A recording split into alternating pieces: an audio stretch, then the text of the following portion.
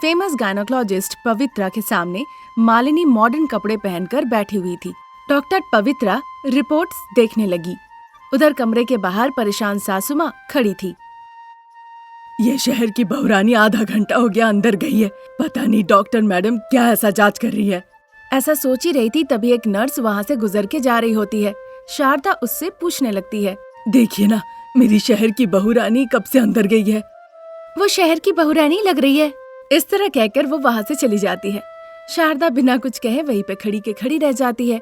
उधर अंदर में, मैडम चाहे आप कितना भी देख ले आपको कुछ नहीं मिलने वाला, क्योंकि मैं प्रेग्नेंट हुई नहीं।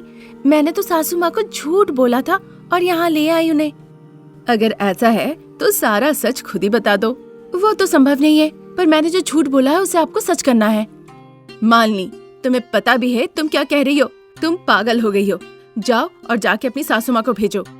हाँ, और अगर आप कहती है कि आपकी बहुरानी प्रेग्नेंट है और उसे आप लाड़ प्यार कीजिए, उसके पैरों को जमीन पे रखने मत दीजिए, तो आपको 2 लाख मिलेंगे। ये कहकर तुरंत मालिनी डॉक्टर पवित्रा के अकाउंट में 1 लाख रुपए फोन पे कर देती है। टेबल पे रखा हुआ उसके फोन पे जैसे ही मैसेज आता है, डॉक्टर पवित्रा उसे देखती है। अभी मैंने आपको 1 लाख भेजा, बाहर जाके मैं सासू माँ को भेजूंगी और जो मैंने आपसे कहने को कहा वो कह देंगी तो 1 लाख और दे दूंगी। मालिनी की ये बात सुनकर डॉक्टर पवित्रा सोचने लगी। ठीक उसी वक्त शारदा का बड़ा बेटा विक्रम, जो सॉफ्टवेयर में काम करता था, वो शारदा के पास आता है और शारदा से बात करने लगता है। इतना मत सोचिए मैडम, आपको सिर्फ बातों में ही मुझे प्रेग्नेंट करना है। मैं सासू माँ को लेकर आती हूँ। इतना कहकर वो कमरे से बाहर निकल आती है। देखती है उसके पति विक्रम और सासू माँ शारदा वहाँ पे खड़ी है। वो सासू माँ शारदा को लेकर अंदर आती है। शारदा और मालिनी दोनों डॉक्टर पवित्रा के पास आती है। देखिए, आपकी बहू गर्भवती है, आप बहुत लकी हैं। ये सुनकर शारदा बहुत खुश हो जाती है। फिर वो मालिनी को देखती है। मालिनी शर्माने का नाटक करने लगती है। पर जो कह रही हूँ ध्यान से सुनिए। आपकी बहू थोड़ी कमजोर है, इसीलिए उसे समय समय पे खाना खिलाना और देखभाल करना होगा। मालिनी को बहुत ज्यादा आराम की जरूरत है, उससे किसी भी तरह का कोई काम मत करवाइएगा। ठीक है मैडम, बहुत ताकतवर और स्वस्थ रहे, इसके लिए महंगी दवाई लिख के दीजिए। फिर डॉक्टर पवित्रा महंगी दवाइयाँ मालिनी को लिख के देती है। शारदा, मालिनी, विक्रम गाड़ी में बैठ के घर लौट जाते हैं। फिर जाके सोफे पे बैठते हैं। अरे गांव की बहू, कहाँ हो तुम? इस तरह बुलाने पे अनामिका जो किचन में थी वो भागते हुए आती है। शारदा गुस्से से उसे देखकर कहने लगती है, देखो, शहर की बहुरानी अभी गर्भवती है। अब से तुम्ही को घर का काम काज, खाना पकाना, उसका काम, अपना काम, सब कुछ अकेले ही करना होगा। और अगर कुछ गड़बड़ हुआ तो देख लेना। ठीक है माँ जी। इस तरह कहकर अनामिका वहाँ से किचन में चली जाती है। फिर वहाँ जूस बना के मालिनी के लिए लाकर वो देती है। इसी तरह दिन निकल रहे थे। गांव की बहुरानी अनामिका घर का काम काज, खाना पकाती थी और मालिनी का भी देखभाल करती थी। अनामिका को इतनी मेहनत करते हुए देखकर ससुर जी प्रसाद और पति रमेश बहुत परेशान थे, पर कोई चारा नहीं था, इसीलिए चुप थे। एक दिन अचानक से अनामिका बहुत उल्टियाँ करने लगती है। रमेश अपनी माँ शारदा के पास आता है। माँ, अनामिका को अपने साथ जरा अस्पताल ले जाओ। लगता है रात का खाना हजम नहीं हुआ है, तुम इतने परेशान मत हो। जब वो ऐसा कह रही थी तभी गांव की बहुरानी अनामिका वहाँ आती है। माँ जी, ये उल्टियाँ बदहजमी के कारण नहीं हो रही है, मुझे समझ में आ रहा है, आप मुझे प्लीज अस्पताल लेकर चलिए। वो इस तरह से विनती कर ही रही थी तभी वहाँ प्रसाद आ जाते हैं। शारदा, शहर की बहू को जैसा हो रहा था वैसे ही गांव की बहू को भी हो रहा है, इसे जल्दी से अस्पताल लेकर जाओ। इस तरह कहने पे शारदा अनामिका को साथ लेकर डॉक्टर पवित्रा के पास जाती है। डॉक्टर साहिबा जांच करके खुश होकर कहती है, कांग्रेचुलेशन शारदा जी, आपकी बहू गर्भवती है। आपके बहू के पेट के बच्चे के लिए मैं महंगी दवाइयाँ लिख कर देती हूँ। इस तरह डॉक्टर पवित्रा बहुत उत्साहित होकर कहती है। डॉक्टर पवित्रा को शारदा बड़े अजीब से देखती है और फिर मन ही मन सोचने लगती है, क्या बात है, जब मैं शहर की बहुरानी को लाई थी तो बड़े ही मामूली तरीके से बताई थी, अब जब गांव की बहू को लाई हूँ बड़े ही उत्साहित होकर कह रही है, आखिर में बात क्या है? शारदा जब अपने ख्यालों में डूबी हुई थी, डॉक्टर और अनामिका उसे आवाज लगाती है, तब जाके वो ख्यालों से निकलती है। फिर शारदा अनामिका को लेकर घर लौट आती है। इसी तरह दिन निकल रहे थे। असली गर्भवती बहू रानी अनामिका घर का सारा काम काज करके खाना पका के काफी थक जाती थी, पर सासू माँ शारदा नकली गर्भवती बहू मालिनी का ही ज्यादा ख्याल रखती थी। हाँ मालिनी, तुम गर्भवती हो और तुम्हारे ही तरह अनामिका भी गर्भवती है। तुम्हारी डॉक्टर ने उससे भी जांच की है, लेकिन जब तुम्हारे बारे में बताई थी बहुत मामूली तरीके से। अनामिका की बात बड़ी खुश हो के बता रही थी। क्या बात हो सकता मालिनी? उनकी बातें सुन के मालिनी थोड़ी देर के लिए अचंबा रह जाती है, फिर खुद को संभालते हुए, अरे माँ जी, उस दिन हो सकता है कि बहुत केसेस देखी होंगी और थक गई होंगी, इसीलिए उन्होंने इस तरह से कहा होगा। इस तरह कुछ न कुछ बहाने देकर वो अब से भागने लगी। एक दिन जब अनामिका बेहोश हो गई, शारदा उसे लेकर अस्पताल गई।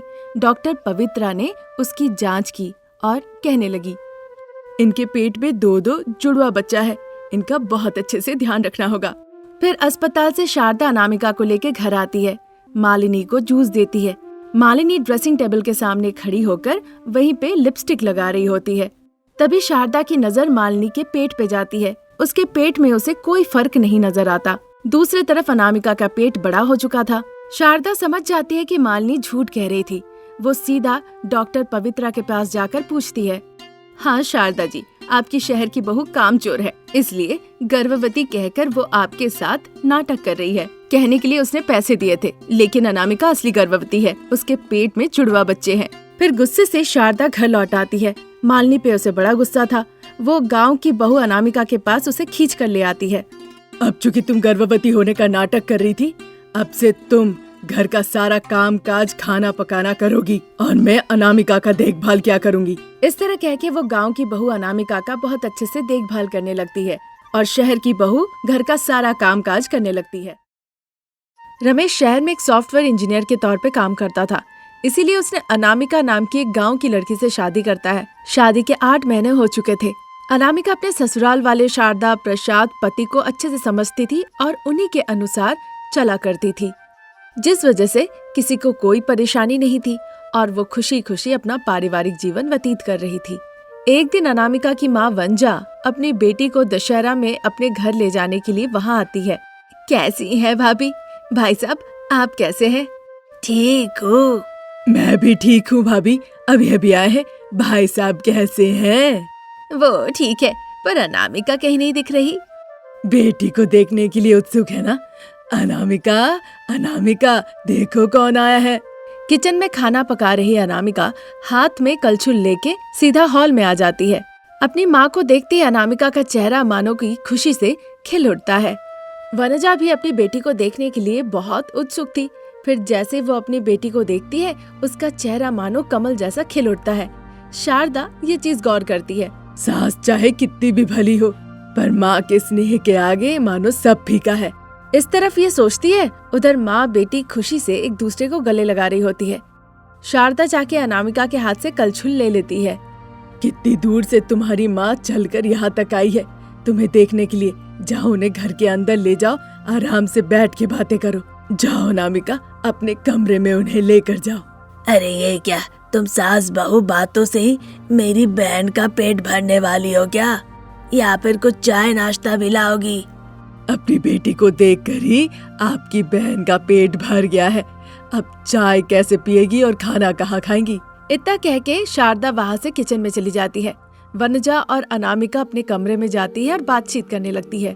फिर 1 घंटे के बाद वो दोनों हॉल में लौट आती है। वहाँ शारदा और प्रसाद दोनों थे। भाई साहब, दीदी, आप लोग सब गांव में आइए। दशहरा है ना, हमारे गांव में बहुत अच्छे से दशहरा मनाया जाता है। शादी के बाद बेटी का पहला त्योहार है ना, आप लोग आना मत भूलिएगा, हमें अच्छा लगेगा। जरूर आएंगे, हमारे आगे पीछे है ही कौन। क्यों शारदा, आगे तुम्हारी बहन खड़ी है, पीछे मैं खड़ा हूँ। अच्छा जोक था, बाद में हंस लूंगी। तब तक वनजा कुछ पैसे निकाल के शारदा के हाथों में देती है। भाभी, इससे आप लोग कुछ नए कपड़े ले लीजिए, 20,000 है, इतना चलेगा ना? हो जाएगा बहन। इससे कुछ नए कपड़े खरीद लीजिएगा और दुर्गा पूजा के 2 दिन पहले आइएगा, ठीक है ना अनामिका? ठीक है माँ, उनके लौटने के बाद बताती हूँ उन्हें भी। बेटी के इस तरह कहने पे वनजा अपनी बेटी को देखकर मुस्कुराती है और उसके परिवार इतने अच्छे हैं ये सब देखकर खुशी खुशी लौट जाती है। फिर शाम को जैसे रमेश लौट आता है, शारदा प्रसाद अनामिका उससे दशहरा के बारे में बातचीत करते हैं। फिर एक दिन सभी लोग मिलके एक साथ खरीदारी करने के लिए बाजार जाते हैं। फिर अनामिका कार लेके अपने माँ के घर की तरफ जाने लगती है। उस गांव में अनामिका के पिता रघुपति बहुत ही प्रसिद्ध आदमी थे। उनके बाप दादा के इतने जायदाद थे कि उनके साथ पुश्त भी बैठकर आराम से खा सकते हैं, इसीलिए आनंद से उनकी जिंदगी कट रही थी। तभी अपने बेटी, दामाद, सास, ससुर सभी को देखकर रघुपति बहुत खुश होते हैं। रात में भोजन के बाद आंगन में बिस्तर लगा के सभी बैठते हैं और बातचीत करने लगते हैं। दशहरा उत्सव के बारे में चर्चा हो रही थी। भाई साहब, दशहरा त्योहार के बारे में, बतकम्मा के बारे में बताइए ना। मुझे तो ज्यादा कुछ याद नहीं, अनामिका अच्छे से बताएगी। हाँ भाभी, मैंने उसे सारे नियम परंपराएं सब सिखाए हैं, क्या करना है क्या नहीं करना है, ये सारी बेटियां ही करती है। बताओ बेटा, दशहरा बतकम्मा में क्या क्या होता है, कैसे नवरात्रि पालन करते हैं। ठीक है माँ। तो माँ जी, ये बतकम्मा जो त्योहार है ये प्रकृति की पूजा है, और जो दशहरा का त्योहार मनाया जाता है उसका मतलब होता है बुराई पर अच्छाई की जीत, इसलिए उसे विजयदशमी कहते हैं। ये त्योहार 10 दिनों तक मनाया जाता है। देवी दुर्गा महिषासुर नाम के राक्षस के साथ युद्ध करके उसे मार डाला था। 10 दिनों तक लगातार युद्ध चली थी। 10वें दिन उस राक्षस को मारकर देवी दुर्गा जीत हासिल की थी। सिर्फ इतना ही नहीं, इतिहास के अनुसार विजयदशमी के दिन भगवान राम ने रावण पर विजय प्राप्त की थी। सिर्फ इतना ही नहीं, पुराणों में कहा जाता है कि पांडव जब जा रहे थे तो आज ही उन्होंने हथियार भी उठाया था। इतना ही नहीं, चेहरे में शिव की ऊर्जा, कंधों में विष्णु जी की ऊर्जा और पैरों में ब्रह्मा जी की ऊर्जा, इन तीनों ऊर्जा के मिश्रण से ही माँ दुर्गा का रूप उभरी थी। शिव का त्रिशूल, विष्णु से चक्र, इंद्रदेव का वज्र, ब्रह्मदेव से अक्षय माला और कमंडल, और हेमावंत से मिला उन्हें अपना सिंह वाहन। इस तरह एक एक भगवान से उन्होंने अस्त्र लिया और शैतानों को उन्होंने मार गिराया। बहुत भयानक युद्ध हुई थी। माँ जी, पिताजी, दशहरा एक ऐसा त्योहार है ना, मानो कि जी करता है बस बोलते ही जाओ। एक बार सुनने बैठे तो सुनते ही रह जाइएगा, फिर देखते देखते कब सुबह हो जाएगा पता नहीं चलेगा। चलिए अब सो जाते हैं। इस तरह कहने पे शारदा, वनजा और अनामिका तीनों घर के अंदर चली जाती है। अगले दिन त्योहार था। रघुपति अपने घर के दरवाजे पे आम का पल्लव बांध रहे होते हैं। रमेश गेंदे का फूल का माला बनाकर अपने गले में टांगा हुआ था और आम पल्लव लगा रहा था। अनामिका सुंदर से तैयार होकर रंगोली बनाती है और रमेश उसे रंगोली बनाते हुए मुस्कुराते हुए देखता है। ये देखकर रघुपति शर्मा जाते हैं और अपने काम में लग जाते हैं। मैंने रंगोली बना दी है, इससे बुरी नजर नहीं लगेगी। वो ऐसा सोच ही रही थी, तभी उसकी माँ दूध से भरा हुआ डब्बा उसके पास लेकर आती है। ये देखकर रमेश वहाँ से चला जाता है। इस तरह बैठ के रंगोली देखोगी तो सारा काम कौन करेगा? मामा, पहले बताओ रंगोली कैसी बनी है? दिल के साथ साथ आंखें भी त्योहार मना रही है। दशहरा दिवाली में भी रंगोली का कंपटीशन होता तो कितना अच्छा होता ना माँ। हाँ बेटा, फिर तो हमारा घर तुम्हारे जीते हुए कब से भर जाता। कहकर वो अंदर चली जाती है। अनामिका के माँ के घर में दशहरा का जश्न शुरू हो जाता है। सब एक साथ बात कर रहे थे, सक्रिय रूप से वो उत्सव का पालन कर रहे थे, तरह तरह के व्यंजन पका रहे थे, खा रहे थे। शाम को नए कपड़े पहनकर माँ देवी की पूजा भी करते हैं। उन्होंने देवी दुर्गा को महंगी साड़ी पहनकर सजाया था। पुजारी जी ने मंत्र का जाप कराया और नवरात्रि की पूजा की। फिर 9 दिनों के बाद उन्होंने मूर्ति की विसर्जन भी की। इस तरह ढेर सारी यादों को अनामिका अपने दिल में संजो लेती है। फिर 2 दिनों के बाद सास ससुर के साथ वो घर जाने लगती है। बेटी को जाते देख वनजा रोने लगती है। अनामिका का ख्याल रखिएगा भाभी। ये कहना पड़ेगा भाभी आपको, अनामिका आने के बाद हमें लगा ही नहीं कि हमारी बेटी नहीं बहू है। ये सुनकर वनजा और रघुपति खुश हो जाते हैं। फिर अनामिका को साथ लेके शारदा, प्रसाद, रमेश तीनों गाड़ी में बैठकर वहाँ से चले जाते हैं।